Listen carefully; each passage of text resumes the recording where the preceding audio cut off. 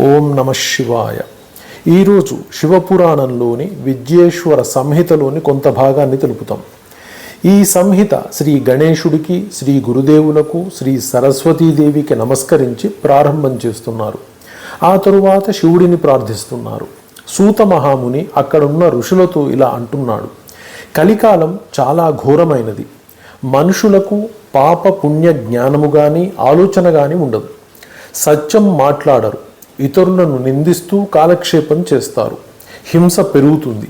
పరస్త్రీ వ్యామోహం కలిగి ఉంటారు. పరధనాన్ని ఎలా తీసుకోవాలో చూస్తారు. తల్లిదండ్రులన్నా, గురువులన్నా, జ్ఞానులన్నా గౌరవము ఉండదు. స్నేహాన్ని కలుషితం చేస్తారు. బ్రాహ్మణులు వేదాన్ని అమ్ముకుంటారు. పిసిరానితనం, కామం, అహంకారం పెరుగుతుంది. వర్ణసంకరం కూడా జరుగుతుంది. స్త్రీలలో పాతివ్రత్యం ఉండదు. సంపాదనను బట్టి భర్తకు గౌరవం ఇస్తారు. ఇష్టమున్నట్లుగా ప్రవర్తిస్తారు.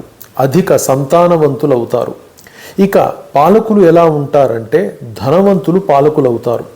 పన్నులు వసూలు చేయడమే లక్ష్యంగా ఉంటుంది.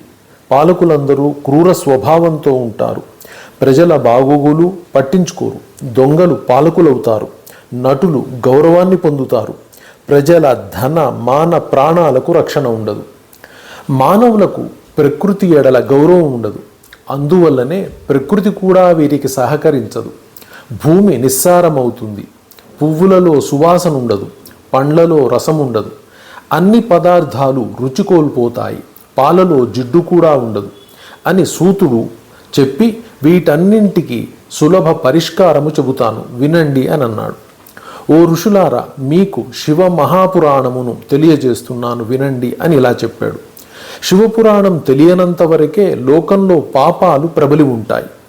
శివపురాణం చదవటం కానీ వినటం కానీ చేయడం వల్ల మరణ భయం కూడా తొలగిపోతుంది. లక్ష్మీదేవి సంపూర్ణ అనుగ్రహం కలుగుతుంది.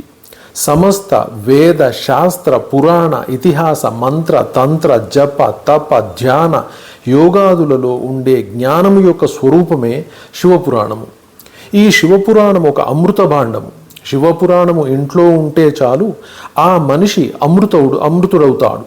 ఒక్క శ్లోకం పఠించినా కూడా సర్వదేవతా ఫలం లభిస్తుంది. అంటే సర్వదేవతలను పూజించిన ఫలం లభిస్తుంది. ఎవరైతే శివపురాణాన్ని చతుర్దశి నాడు ఉపవాసముండి చదువుతారో, చెబుతారో, వింటారో వారికి గాయత్రి మంత్రం చదివినంత ఫలం కూడా వస్తుంది.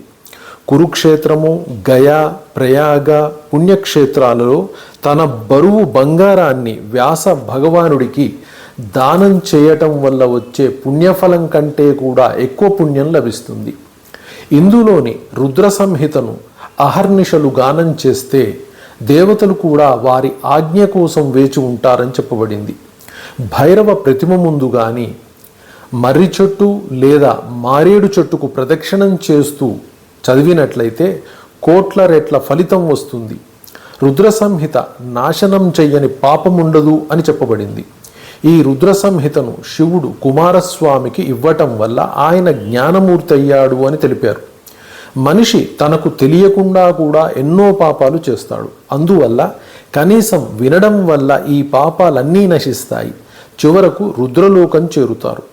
ఈ విధంగా సూత మహర్షి అక్కడున్న ఋషులతో శివపురాణ మహిమ గురించి తెలియజేశారు. ఓం నమ శివాయ.